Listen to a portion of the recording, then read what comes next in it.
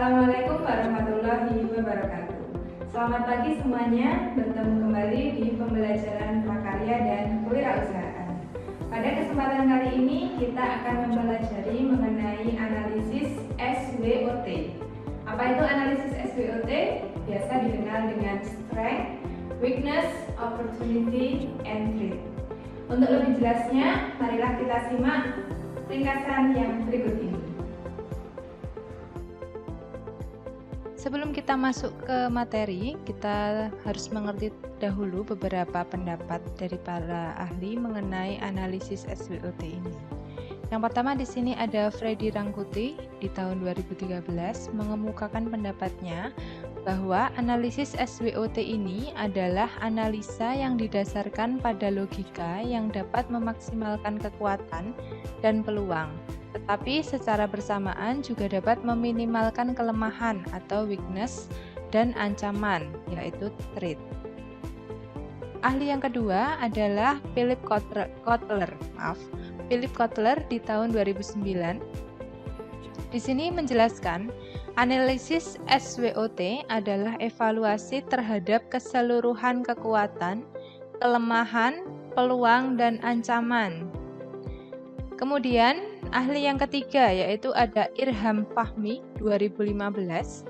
Analisis SWOT adalah akronim dari strength, weakness, opportunities, dan threat, di mana SWOT ini dijadikan sebagai suatu model dalam menganalisis suatu organisasi yang berorientasi pada profit dan non-profit dengan tujuan utama untuk mengetahui keadaan organisasi tersebut secara lebih komprehensif. Jadi memang ini untuk pelaku usaha atau orang-orang yang ingin membuka usaha seperti itu. Kita lanjut lagi. Baik, secara ringkasnya atau kesimpulannya sudah saya berikan poin-poinnya. Yang pertama yaitu suatu kajian terhadap lingkungan internal dan eksternal dari perusahaan. Nah, analisis ini biasanya didahului dari proses identifikasi faktor-faktor terlebih dahulu. Bisa faktor eksternal dan internal. Nah, ini bertujuan untuk menentukan strategi yang terbaik yang akan dilakukan oleh pelaku usaha. Kemudian nanti dilakukan pembobotan terhadap beberapa unsur berdasarkan dengan tingkat kepentingannya. Kita lanjut lagi, kesimpulan yang kedua di sini. Analisis SWOT ini sangat penting untuk mengetahui kelebihan, kelemahan, peluang, dan ancaman. Nah, unsur-unsur ini juga terkait dengan kalimat yang ada di sini, strength, weakness, opportunity, and threat. Sehingga pelaku usaha atau calon-calon wirausaha bisa melakukan atau membuat strategi yang tepat untuk usahanya. Selanjutnya, ini adalah beberapa poin penting tentang manfaat analisis SWOT bagi perusahaan atau pelaku usaha ya.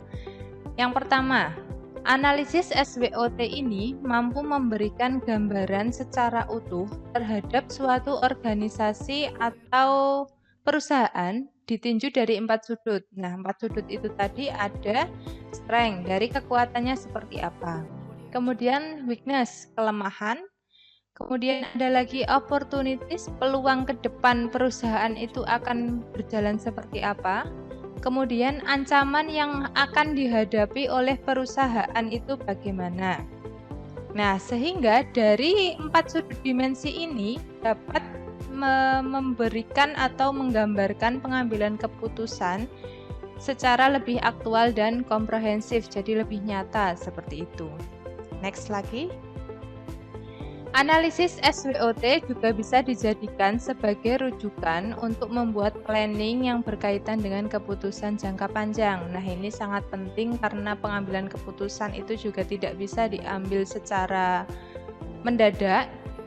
Ya, pelaku usaha itu harus memikirkan rencana atau planning yang harus dikerjakan untuk berapa tahun ke depan seperti itu. Karena pelaku usaha juga tidak mau sampai nanti di tengah-tengah jalan terdapat hambatan yang sangat mendadak juga seperti itu.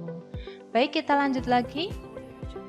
Analisis SWOT ini dapat membantu memberikan pemahaman secara rinci kepada para stakeholder perusahaan yang ingin melakukan kerjasama dengan perusahaan untuk meraih keuntungan bersama. Nah, misalkan usahanya ini sudah merintisnya sudah lama, kemudian ada beberapa mitra yang menawarkan tawaran bekerja sama seperti itu juga bisa membantu memberikan pemahaman kira-kira investor atau pihak lain ini bisa sepakat untuk bekerja sama atau tidak, seperti itu. Lanjut lagi yang keempat. Analisis SWOT bisa dijadikan sebagai instrumen penilaian yang dilakukan secara berkala untuk melihat setiap progres dari setiap keputusan yang telah dilakukan, seperti itu. Jadi kira-kira ini untuk mengevaluasi kira-kira kinerja perusahaan itu sudah baik atau belum ya, seperti itu. Selanjutnya, perhatikan dahulu skema berikut ini. Nah, secara gambarannya, analisis SWOT ini dibagi menjadi dua ya, untuk lebih mudah memahaminya. Kalau dari segi faktor internal, di sini ada strength. Jadi strength ini masuk ke ranah internal perusahaan atau faktor perusahaan secara dari dalam ya. Kemudian ada weakness-nya. Weakness ini juga bisa berasal dari faktor dari dalam perusahaan. Jadi kira-kira bagaimana perusahaan itu melihat dari sudut strength dan weakness. Kemudian ada faktor eksternalnya. Di faktor eksternal ini terdapat opportunity and threat. Nah, ada peluang dan ancaman. Seperti itu. Jadi ini biasanya datang dari eksternal perusahaan atau berasal dari luar, seperti itu. Kita lanjut mengenal beberapa faktor internal dan eksternal dari analisis SWOT. Yang pertama, faktor internal yaitu yang berasal dari strength atau kekuatan dulu bisa kelebihan. Nah, strength ini kaitannya dengan kondisi serta situasi berupa kekuatan atau kelebihan yang dimiliki oleh perusahaan dan bisa membawa dampak yang positif di masa yang akan datang. Analisa ini bisa berupa menjawab pertanyaan sebagai berikut ya. Kira-kira kalau Anda sebagai wirausaha baru, kira-kira harus memberikan analisis tentang strength atau kelebihan dari peluang usaha yang ingin Anda ciptakan. Kalian harus bisa menjawab beberapa pertanyaan berikut ini. Yang pertama, apa saja kelebihan yang dimiliki oleh perusahaan Anda? Nah, kira-kira kekuatan yang pertama itu apa? Kemudian, apa yang membuat perusahaan Anda ini bisa lebih baik dari perusahaan lainnya? Nah, ini kaitannya dengan pesaingnya seperti apa. Kemudian yang ketiga, keunikan apa yang dimiliki perusahaan Anda dan yang tidak dimiliki oleh perusahaan lain. Ini bisa dinilai dari produk yang Anda hasilkan. Yang keempat, apa yang akan membuat konsumen membeli produk dari perusahaan Anda? Nah, kira-kira yang paling menonjol dari perusahaan Anda nih apa? Seperti itu. Bisa dilihat dari produknya, pelayanan terhadap konsumen seperti apa. Nah, seperti itu. Lanjut lagi yang terakhir di sini, kelebihan apa yang bisa dilihat dan dirasakan langsung oleh konsumen Anda? Seperti itu. Jadi yang di bagian kekuatan ini coba kalian utarakan sekiranya yang baik untuk peluang usaha Anda nantinya, seperti itu. Selanjutnya ada weakness atau kelemahan. Nah, weakness ini merupakan kondisi atau situasi berupa kelemahan yang dimiliki oleh perusahaan serta dapat memberikan dampak negatif di masa yang akan datang. Nah, pertanyaannya seperti apa kira-kira yang bisa kalian analisis terhadap peluang usaha kalian nantinya? Yang pertama, faktor apa yang bisa ditingkatkan dalam perusahaan Anda? Nah, kira-kira faktor apa nih yang perlu ditingkatkan? Kayak gitu. Karena di dalamnya juga bisa berupa masalah ya, atau beberapa ya yang belum dievaluasi seperti itu. Kemudian yang B, faktor yang harus dihindari oleh perusahaan Anda. Kira-kira perusahaan Anda ini harus menghindari yang bagaimana? Nah, itu juga merupakan kelemahan dari perusahaan. Kemudian, apa saja yang bisa dilakukan oleh perusahaan lain sehingga perusahaan tersebut lebih baik dari perusahaan Anda? Ini kebalikannya dengan yang kelebihan tadi. Kalau di sini kita lebih melihat kekurangan dari perusahaan kita dibandingkan dengan perusahaan yang lain. Selanjutnya, apa yang bisa dilihat dan dirasakan oleh konsumen sebagai kelemahan perusahaan Anda? Nah, ini hampir sama dengan yang C tadi ya. Jadi apa saja kira-kira kelemahan yang dimiliki oleh perusahaan Anda, seperti itu. Yang terakhir, apa yang akan membuat konsumen tidak mau membeli produk dari perusahaan Anda? Kira-kira misalkan iklannya belum bisa berkembang, belum mempunyai brand. Nah, seperti itu ya. Jadi kurang bisa mengenal di kalangan masyarakat. Jadi konsumen ini yang tadinya calon pembeli ini sudah bisa mengenal, tetapi perusahaan Anda belum memiliki brand sehingga sulit untuk diminati, seperti itu. Baik, lanjut lagi sekarang ke faktor eksternal.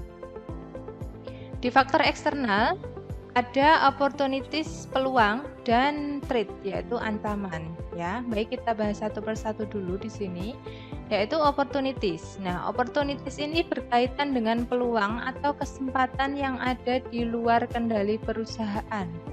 Ya, jadi ini karena faktor dari luar, jadi terkadang perusahaan masih sulit mengontrol kira-kira yang menjadi peluang dari perusahaan untuk bisa berkembang maju itu seperti apa.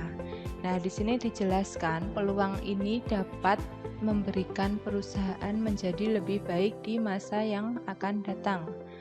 Nah, analisa berupa peluang ini bisa dilakukan dengan cara sebagai berikut. Yang pertama, kalian sebagai pelaku usaha harus bisa memikirkan kesempatan seperti apa yang dapat dilakukan atau dapat menjadikan perusahaan itu lebih baik di masa yang akan datang. Misalkan menambah promosi, seperti itu. Promosinya dengan cara apa? Nah, itu nanti strategi promosi akan kita pelajari di materi selanjutnya ya. Terus secara umumnya aja contohnya seperti itu. Kemudian B, perkembangan tentang apa yang sejalan dengan perusahaan Anda di masa yang akan datang. Misalkan menambah reseller, seperti itu ya. Intinya lebih melihat ke peluang keluar itu seperti apa supaya bisa bertambah positif.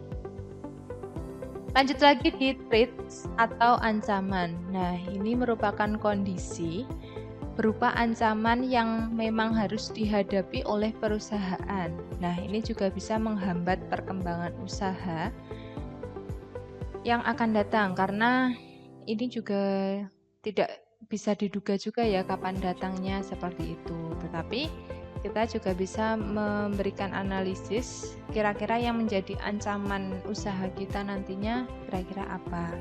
Nah, ini kaitannya dengan hambatan apa yang biasa dihadapi oleh perusahaan saat ini. Misalkan pesaingnya seperti apa, strategi yang digunakan pesaing seperti apa. Nah, kita juga harus mengetahuinya satu per satu. Kemudian pertanyaan yang kedua yaitu apa saja yang dilakukan oleh perusahaan saingan yang bisa menghambat perkembangan perusahaan Anda. Nah, ini hampir sama dengan yang A tadi. Selanjutnya yang C, ancaman apa yang akan disebabkan oleh perkembangan teknologi saat ini? Nah, kira-kira sebagai pelaku usaha kita juga harus bisa mengontrol diri kita untuk bisa menggunakan teknologi yang modern ya, seperti itu. Jadi kita juga harus memanfaatkan apa itu informasinya, teknologinya. Jadi kita tidak akan ketinggalan dengan pesaing yang lainnya, seperti itu. Kemudian yang selanjutnya, apakah ada regulasi yang akan mengancam perkembangan perusahaan di masa yang akan datang? Nah, apalagi tentang perundang-undangan, regulasi atau ketentuan pemerintah seperti itu juga kita harus bisa memikirkan. Nah, baik itu dulu, kita lanjutkan lagi di sini. Nah, saya berikan contoh untuk membuat analisis SWOT, usaha kerajinan souvenir dari limbah koran ya. Ini salah satu contoh orang Jogja yang mempunyai usaha deluang. Nah, Beberapa ini sudah saya buatkan contoh, kita membuat analisisnya. Kira-kira di sini seperti ini. Bisa kalian lihat dan kalian cermati di layar kalian masing-masing. Baik, itu dulu penjelasan kita hari ini. Semoga bermanfaat. Sampai jumpa di materi selanjutnya. Baiklah, itu tadi penjelasan singkat mengenai analisis SWOT. Semoga dengan penjelasan yang tadi kalian bisa memahami dengan lancar. Sekian video pembelajaran ini, sampai jumpa di materi selanjutnya. Sampai jumpa.